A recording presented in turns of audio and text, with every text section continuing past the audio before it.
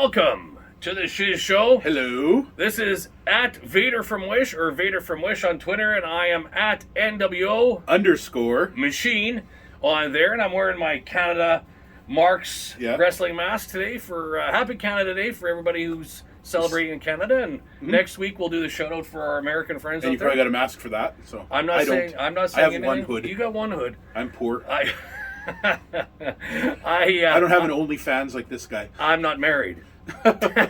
Enough said. So we had one hell of a great show for you guys today. Unreal. This was I'm not going to say that we don't expect things from our guest, but today's guest was Kevin Cannon out of Winnipeg and CWE, and I had no idea that we were going to have. What kind of connection did he have today? Well, he's got he's trained by an AEW superstar. AEW connection right off the bat. And on top of that, he's rubbed shoulders with some wrestling royalty and Hall of Famers that have come through the territory here. Listen, and he's got great stories. A lot of fun. Pay attention to one specific story that he's telling today about Mr. Wonderful, Paul Orndorff. Basically, he gave Orndorff a gift while Orndorff was giving him something back that he's going to remember for life. We had a great randomizer today. Let me just say, one of our random contestants, Damn. Yeah, so he was up against, we're not going to tell you who, but Kevin Cannon gives his opinion on that. He's like the color of this shirt, the guy he was up against. Oh, yeah, the big red guy. Yeah, I can't remember his name. The Big Red Machine. That's right. He was a big red machine. Yeah. Yes. So anyway, that was what we had today. So Kevin Cannon. You're infringing on my. Keep touching with your arm. Would you stop doing the juice? You're doing a. You're very annoying for a guy in chopping range. Let me tell you that much. No way. No chopping. Listen, go hit us. Go check us out on YouTube. There's the link to find us on the Twitter. And on the Twitter. And thanks for all your support. Thank you. Hit that subscribe button, and we'll catch you next time. Do you have a face for a dark room? Do people tell you you're ugly? Have you ever looked in the mirror and it cracked? Have you ever been to the zoo and people throw peanuts and food at you? Well, let me tell you what. Why don't you check out Mark's Wrestling Masks on Facebook? That's MARC''S. Mark's Wrestling Masks on Facebook, because that's who keeps our ugly mugs covered too. Welcome to the Shiz Show with your hosts, Vader from Wish and NWO Machine and NWO Cat. I know I'm sexy.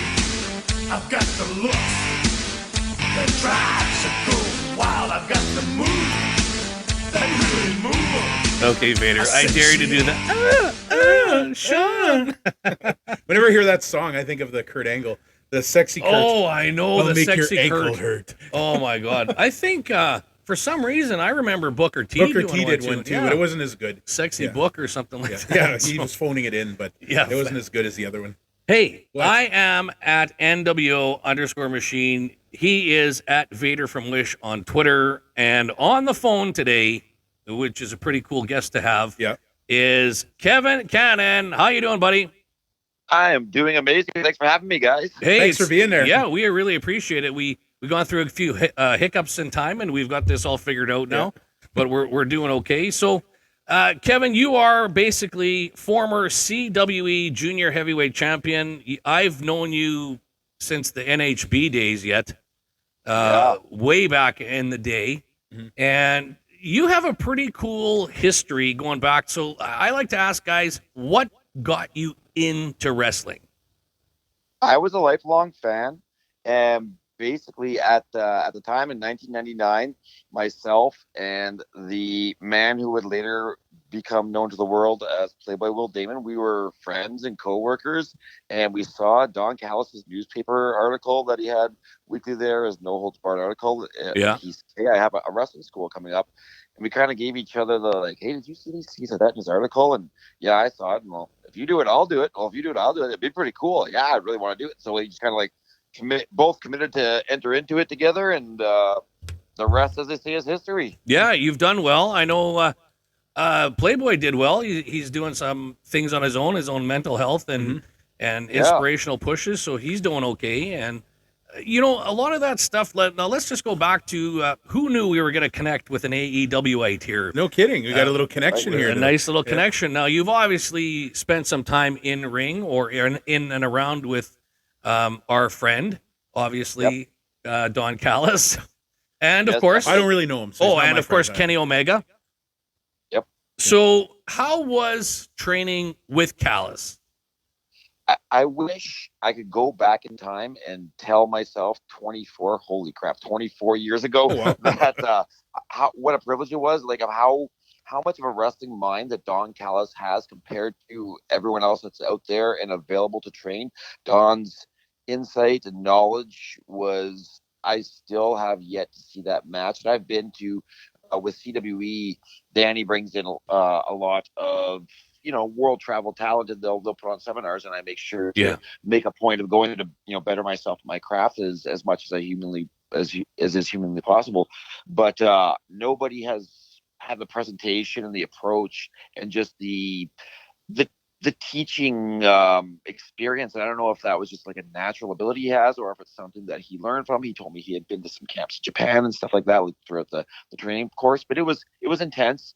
I'm not gonna lie, it was difficult, and obviously it was a different time, so you could be a little more drill sergeant about things and you wouldn't get canceled about. Well, Kevin, let's just face it. You, me, Vader, we definitely come from a non-pussified era. Yeah. Yes.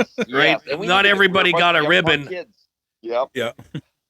Yeah. He and at the end he kind of told us, "Hey, this is my approach, guys. My approach was to break you all down physically and mentally and rebuild you, and I've done it." Kind of thing. It's like, oh wow, you did too, Yeah. And he did an amazing job. Like nothing but good things to say about the Jackal and his wrestling academy, and he used us after, right? Then very shortly after that, he decided to start his own promotion, the No Holds Barred promotion, and he made sure to always find us spots on his shows. And through his relationship with Tony Condello, anything that Tony Condello was doing, if we were available for that as well, then he always made sure to include us on that. And that was during a time where that was a really top tier guy thing to be on Tony Condello's shows or tours or anything of that. Like, it wasn't something that they phoned around to every guy in the province trying to fill spots. It was reserved for the best of the best, and Don pulled his strings to make sure to get us on spots on those shows. So I am definitely really grateful for for everything that I learned from Don Callis. To this day, we have the Elite Wrestling Academy, and AJ Sanchez is the head trainer there.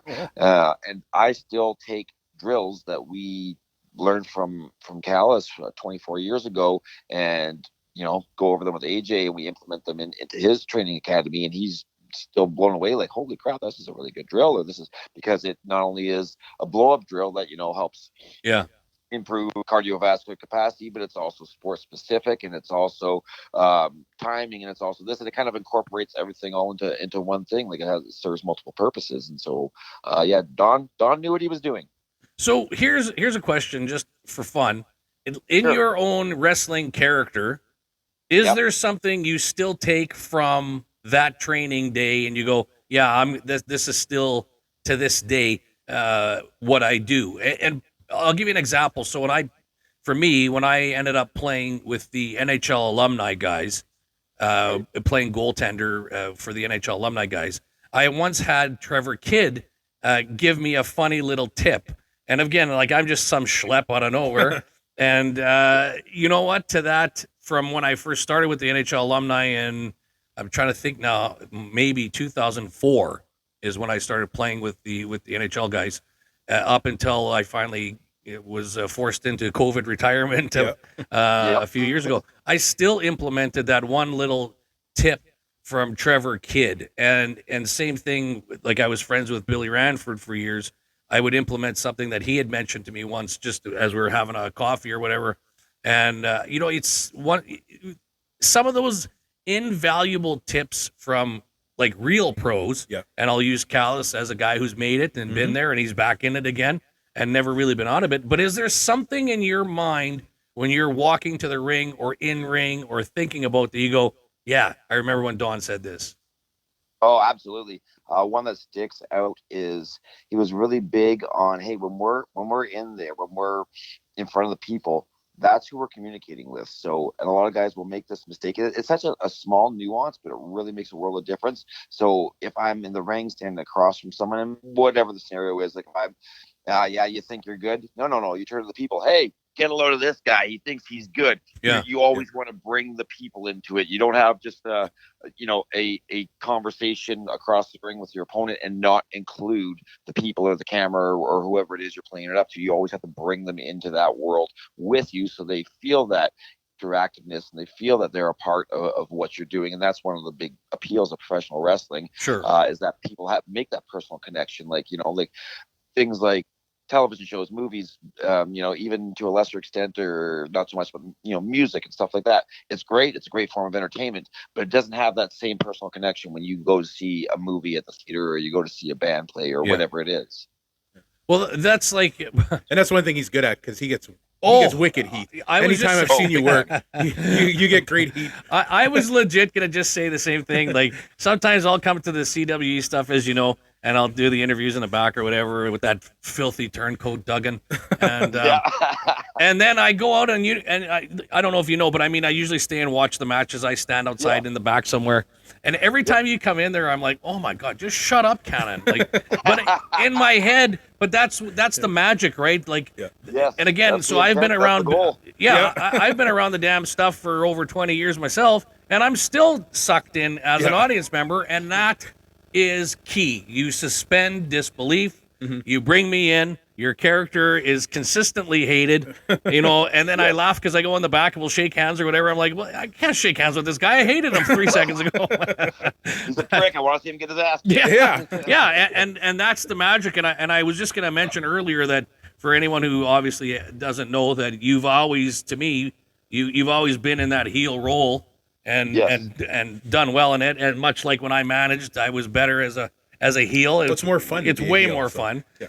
But way more. Yeah, and you can't be a new guy and drop into a heel usually, or a face usually, right? I mean, pardon me, a baby face. I mean, heel's always the easiest one to come in on, but it's tough to get that audience approval right off the bat. But you're right. Like, to me, wrestling has been the inclusion world. Now we're in it today where everyone's inclusive, but wrestling is that. You bring everybody home. Yep, exactly. Yes, and then just having that, and he also was big on, hey, find one person. Like it doesn't have to be consistently the same person throughout the match, the segment, or whatever it is you're out there for, but say something back to them. Make them feel, because even if someone zings a one-liner at you, you give them a quippy comeback. That's the experience that they're paying for. They're like, oh yeah, I said this and this to this guy, this wrestler, and he turned to me and snarled back and said blah blah blah blah directly to me, kind of thing. And just those little things like that really sticks in people's head and make an experience and make them want to come back and see it all again. Yeah. So other than Don Callis, you have definitely brushed elbows with some elite members of the wrestling world. Yes. I know he's passed on this last year. But how is Paul Orndorff? Paul Orndorff is a sweetheart of a gentleman. He was amazing. So he was originally supposed to come in 2016, and Danny's going to give me a cuff upside the head if I get the years wrong here. But I think it was 2016. CWE ran a Legends of Wrestling convention, it was called. And so with the guys that were helping out for the day, Danny said to me, he's like, hey, since you're kind of my right-hand guy here, I'll give you first crack. I'm going to have each guy kind of assigned to one of the legends so that, everybody kind of has their guy that they're around with, whatever kind of thing. And the choices were, Arn Anderson, Tully Blanchard, Ricky Steamboat, Bobby Heenan. But I right away was like, oh, Paul Orndorff, man, he's legendary kind of thing. He's like, okay, cool. You and Paul will be attached to the hip for that, 48-hour period. Awesome. Paul hadn't traveled for wrestling purposes since WCW closed up shop in the early 2000s, and that was when you could cross the border with just photo ID and a birth certificate, and I guess nobody clued him in that he needs a passport to go from the U.S. to Canada, so he couldn't get on the plane, and he was so. What is he new? Yeah, exactly right. Yes, it was so heartbroken. So Danny, made arrangements that he would be our special guest on our next tour. And I want to say it was a 24-day tour or something like that. And obviously, Paul at that point was, I think, 65, 66 years old. So he would just do a spot every night where we would pick a baby face, and Paul would be in that guy's corner as the enforcer or whatever we wanted to title the specific role. And we would do the same thing where the heel would get a foreign object, ref would be down, knocked unconscious, heel would get a foreign object, wind up like he's gonna crack it over the baby face's back. Paul takes it away as it's over the back, turn, look at Orndorff, baby face rolls up the heel, 1, 2, 3. And so in Souris, Manitoba, Danny and I were wrestling each other. Danny was the babyface at the time, and so Paul was in Danny's corner for the match. And same thing that whoever else had been doing all along the tour. But we had gone out for lunch with Paul a couple times and got him going on stories. And his dementia that eventually really kicked in shortly after that was just starting to set in, and you could tell that he was really getting frustrated because he knew he was just losing his train of thought and forgetting what he was saying and that kind of thing. He was getting frustrated, but we kind of get him back on track and like, hey, what about the time you fought Vader? Yeah. And so it's amazing. I'm dealing with a parent with dementia, and it is an amazing feat. And that they're losing track of whatever's going on in today. Yeah. But just what you just said, hey, how was it fighting Vader? Like anybody with dementia seems to remember the past. Yeah. I was a nurse for 18 years. And I watched a guy build a garage one time. Yeah. He was sitting in his chair on the floor, and I'm like, "What are you doing?" He's like, I'm building a garage. What do you think I'm doing? And in his mind's eye, he was climbing the ladder, and you could see his hands going like he's climbing the ladder, and he's swinging the hammer and everything. And it was weird. It was scary because that the mind can do that to you. But at least like you got now to me. Kevin, like that was a gift. Like you got a gift, right? Mm-hmm. Like that gift of it got better. So I wind up with a flagpole, and Paul was just supposed to take it away and distract me. Paul takes it away. I turn around. He cracks me in the stomach with it. Cracks it over my back. Drops an elbow on me and fires up like he's at Madison Square.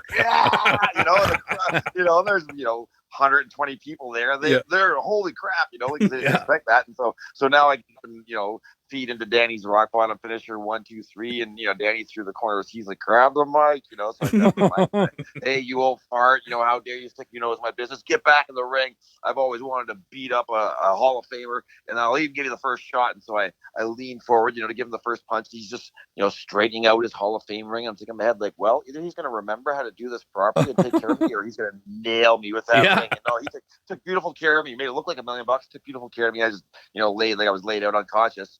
But the next night we're in Brandon, and me and Danny are like, you know what? If we turn this tag match into a 6-man, bring me into it, bring Paul into it, and Paul doesn't have to do anything through the match, and just the finish can just be him doing all that stuff to me again, we can have a Paul Orndorff match. Like Paul Orndorff can come out of retirement for one match here. So he puts it to Paul, and right away he's like, all right, who's got knee pads? And then all of a sudden he stops, freezes up, he's like, guys, no matter what, my wife cannot find out that I wrestle, or I'm going to have another match when I get home. Oh, don't worry. We won't say anything. We won't post it. Don't worry. You can see it. All right, cool.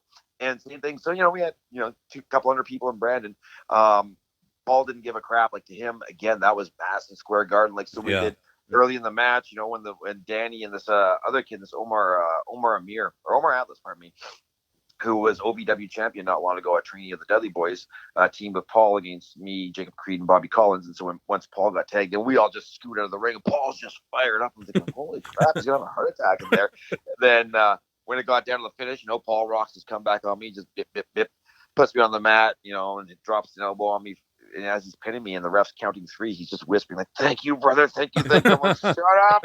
And then so whatever, we cower to the back, me and the other 2 heels, and they're celebrating, and Paul comes back, and they do the usual. You want to make sure everything in the match is okay. The obligatory, like, hey man, was everything all good? And Paul instantly, like, welled up with tears and gives us all a big hug, like, oh my God, thank you guys so much. And I didn't realize this till after he said it. He goes, I never got closure on my final match. It got stopped midway through the match because he did that, I don't know what it was, like a 10-man tag or something in WCW, and he suffered a stinger in it. And so they just started the match mid-match, and that would have went down as his final match. It's this match that got stopped halfway through because he sustained a neck injury.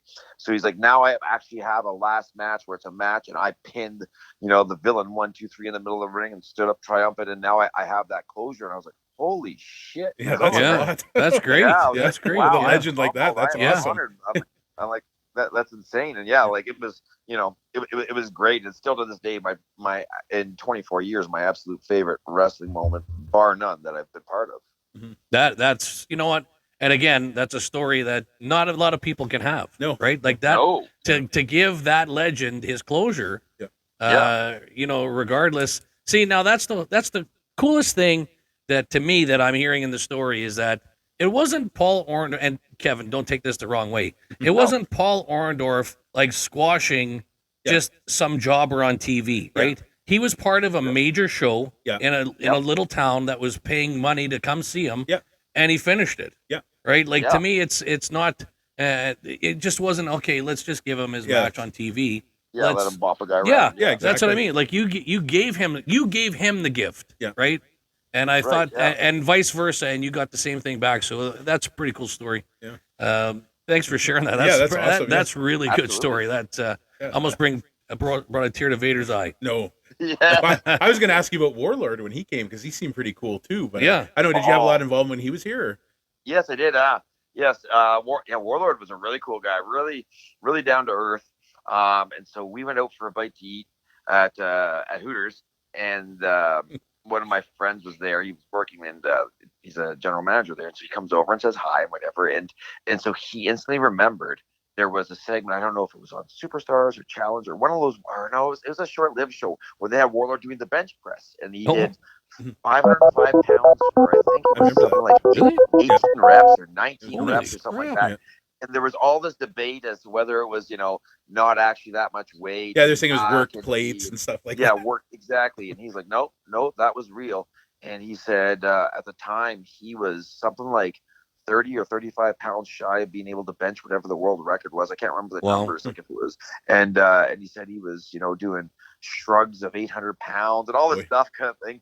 And he's like, and that's, with sitting in a car all day, like every day in, day out kind of thing, not wearing weight belts or nothing like that, just in our Zubaz pants and tank tops and gold gym stringers, Yeah. And I was like, wow. And then my friend Jason just had, I don't know why this popped in his head. He goes, oh, so how do you feel now? And he's like, sore. My joints all hurt. If I could go back and do it again, he goes, I would not lift that heavy for that many years in a row. I was like, oh, fair enough, kind of thing. Well, but, Warlord was a great dude. And we did this tournament that we do every year at Rookies. We call it the Super Jobber Cup. Mm-hmm. And so what it is there's eight wrestlers in it. And when you lose, you advance to the next round. If you lose 3 times in the same night, you are that year's super jobber. You lose your entrance music for the year. You don't get entrance music. You're a jobber now for the year because you won. And so I could win that. I had the honor or dishonor, I guess, of becoming that year's, whatever it was, 2016-17 winner. And I'm sitting in the ring and I'm on my knees after whatever interference had backfired. And I'm, holding the back of my neck, like, in disbelief and anger all at once. And all of a sudden the ring announcer comes on and says, and now, and they were playing the Coliseum home video music as a Coliseum home video exclusive. This match is Kevin Cannon versus the Warlord. And I said, what? Just this big brick house, right? And I run at him, take a swing, he ducks it and hooks in the full Nelson, and I tap. That was it. That was their match. And it was great. And the place erupted, of course, because you get my ass kicked. Yeah. The heel as always. Yeah. And having that Rookies too, they get a good crowd there. Rookies been there a couple times to watch. Yeah, we've really built a following there. It's fantastic. Yeah, that's pretty good.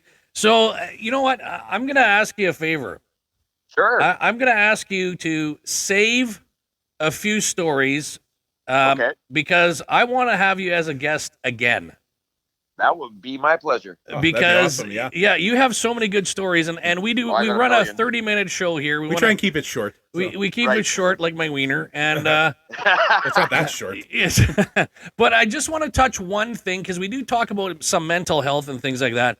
And it's something that's very, very important to me, and I know a lot of people out there, because wrestling is fake. We all know. Oh, yeah. I'm winking to Vader here. Yeah. How many concussions have you had because wrestling's fake? 4. So, and here's the thing too: is I've been boxing. I don't anymore now that I'm in my mid-40s and such. But I boxed, coached boxing and stuff for a long time, and never suffered any concussions. Maybe undiagnosed mild ones, I don't know. But I have 4 where I was knocked unconscious in wrestling 4 different times. Yeah. Years. Yeah. So how has that affected? I know that I have a friend of mine who's had some nasty concussions playing hockey, and he was a bit of a fighter. And like I played goal, and I mean, one of my concussions basically took me right out. And you talked about Orndorff forgetting things. Like there's days, even in my own life, I'm like, what was I just gonna do? And I'm literally walking to the door, and it's or I used to forget words that I would never forget. That's called aphasia. That's bad. That's when you're aphasia. Yeah, I'm a disaster, man. Yeah. Like I'm just waiting for the day that I wake up and go, where am I? You know. But like, have you had any nasty depression or things like that throughout your concussions, and then obviously you recovered back? But right, I've been fortunate enough to avoid that particular area of the side effects. I've known a lot of people who that really has hit them hard. The biggest things with me that it's affected, like you said, has been memory, and then it seems like after the concussions have happened, there's a lot more severe headaches that come and go with it that I would have never have had, prior in my youth before experiencing the concussions. But definitely the memory loss, and the exact same thing you said, where I'm just, having a conversation, and all of a sudden there's a word that's just like a commonly used word, and I'm sitting there snapping my fingers like, what am I talking about? Yeah. Yeah. Like English is a second language, and how do you say, je ne sais quoi, like that, right? And then all of a sudden, and, I guess fortunately enough, we live in a day and age where I can pull my phone out of my pocket and Google what the word means. Like, that's it. Yeah. This, and I'm like, what? Why did that just fall out of my memory? What the hell, And I assure you, that's part of having guaranteed. I joke about being in the manager role, and because you've done some manager stuff, you got to take a bump here and there as a manager. Like you're a wrestler. I wasn't a wrestler, but I was never afraid to take a bump if I had to, being the manager. And I still remember one of the, I won't say who did it, and it was, it was like old grandma's cookie sheet. It wasn't the ones from the dollar store now. And he caught me just on it was just, you're in the moment, go for it. Mm-hmm. And, you back in, 20 those years ago. Nice. Yeah. I like how I used to get hit with those before. Yeah. Back 20 days ago, if I was with, someone in the ring and I knew I was going to have to take it, I would be like, hey, just make it look good. Like, I'm fine, right? You tense up, you get ready for it, and you go. But he caught me sort of with the edge of the corners, and my bell was rung for a little while. But he must not have liked you. Well, you probably I think it was more my fault. You chirped him. Yeah, being being just the manager. Well, everyone hates the manager. It was my fault. We all lost there, we won or whatever. But I just think that it's an important thing for people to realize that the storylines might be choreographed, but you know what? The gravity is legit. Mm-hmm. And and you do take things, and you take bumps, and you do things for the fans, whether it's 10 fans or 1,000 fans or 10,000 fans. And if you're listening out there, you're trying to get into wrestling, just be prepared. Mm-hmm. That you're not doing it once. Like, how many shows have you done this month? Like, you guys have been fairly busy, haven't you? Yeah, the last 30 days, I bet you have, a dozen, 15 shows. Yeah. Yeah. Some 2 matches in the same night, right? Yeah. So listen, we're gonna do one quick thing we got our randomizer. This is our random rumble, we call it, and you are technically entrant number 2 with us this week. And again, Kevin, we can find you on CWE. You look him up, Kevin Cannon, and CWE, and I'll have some pictures for our YouTube folks. Some of your matches, but thanks again for coming on, and I definitely want to have you on again because you got some great stories. Are you still coaching boxing? Did you want to give a shout out for that, or? Yes, that's Brickhouse Gym, Brickhouse Boxing. Brickhouse 24/7 is on Instagram and Facebook. Just opened a 3rd location in Winnipeg. Look it up. All kinds of boxing and other training programs for every experience and fitness level. Nice, awesome. All right, so here's a wrestler we talk about real quick. The randomizer popped in with number 3, which is Kane. So, Kevin, what are your thoughts on Kane? Did you like him? Did you hate him? I loved Kane. He had such a long run, and they were able to repurpose him multiple times and repackage and reinvent him, and it seemed to work almost every time. Near the end, when he was kind of Commissioner Kane and stuff, there's a bit of a disconnect. But for 2 decades, easily, he was a main event player, and they were able to make him always mean something and always be a threat to whoever the champ was. Yeah. Vader? I loved them, but Yeah. I just one angle that I don't think would fly nowadays is that necrophilia. No, the Katie Vick, yeah. Yeah. That's a hard no. Like, to be honest with you, so I mean, Kevin, I'm sure you know most of the guys in wrestling kind of know around here. I was friends with Scott Hall, so like, and Razor, and Undertaker scared the bejesus out of me. And when I met Kane, I didn't think I could be scared of anyone else other than huge. Undertaker. Yeah, just a massive human. And I think the first time he came in, I mean, obviously we know the Isaac Yankems. We're not talking about the characters, but I mean, I think Kane is one of those guys that they could have, like, obviously you said they repurposed Isaac him. Yankem isn't that bad. No, He's not like some old timey baseball player that comes in the Royal Rumbles and stuff like that locally. But I don't know who that guy is. Yeah, we don't want to talk about that, right, Kev? We don't know who that is. Yeah. Yes. No. So we do, but Kane again. It could have been a character they brought in, just like a fake Diesel, and run right out again. That's what I thought was going to happen. And he went with it. Yeah, and powerhouse galore. And I think he was a better champion than Undertaker was, in the sense of they were brothers. And when they were together, though, they were magic. Oh yeah. Oh yeah.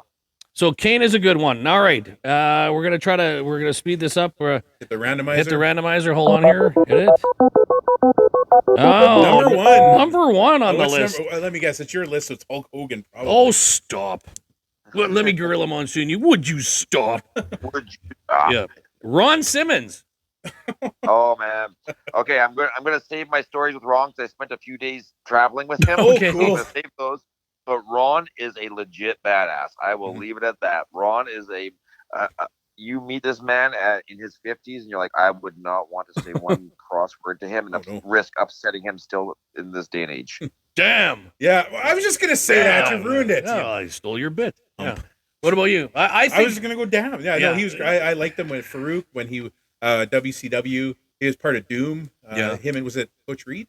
Yeah. So I remember them like way back in the day. But I loved watching him work. So to me, like, I'm gonna another be powerhouse. It's weird how this randomizer does that. I know, and it is a random. It's an app. Yeah, it random number, and it's been pretty good for. This is not predetermined. This thing could book some good shows. It I think. probably gets good. This is going to be a good match. So for me, I was never a fan of Ron Simmons. You know, I don't know what it was about him. I just never bought into the character. But I certainly appreciated his wrestling. But that's just me. I was just never a fan. So now, Kevin, the fantasy match here is obviously now the two go together, and who wins and why. So Kane versus Ron Simmons. Well, we'll go Farouk. We'll do the Farouk. Whatever you want to do. The Farouk era. Okay. I think Kane's got this one. I think for most of the Farouk run, the Farouk era, he was more of a tag team player with the Acolyte / APA, with the Nation of Domination, whatever else. So when he got into a big singles match, that was more of a vehicle to give that other singles wrestler a win over a big, solid guy. Mm-hmm. I like it, and I don't think I'm going to ask your opinion. No, I couldn't. I couldn't say it any better. Yeah, because like I'm just going to give our guests the final on the fantasies. Yeah, and get their opinions, and that's pretty much our show. So Kevin Cannon, you can look him up under CWE Wrestling, and he's got a boxing school. If you're in the Manitoba area, check him out. Great guy. And we'll have the links on the. Yeah, we'll post the links. So. Well, you'll post the links on your Twitter page. Kevin, do you have any social media you want to plug? I am on Instagram at KevCannon78. KevCan78. Check them out on Instagram, and you can find us at NWO_machine and at Vader from Wish on the Twitter. That's our show from now. And Kevin, we are definitely going to have you on again. I really appreciate you. Thank you so much. Taking the time out. And hey, until next time, buddy, keep kicking out.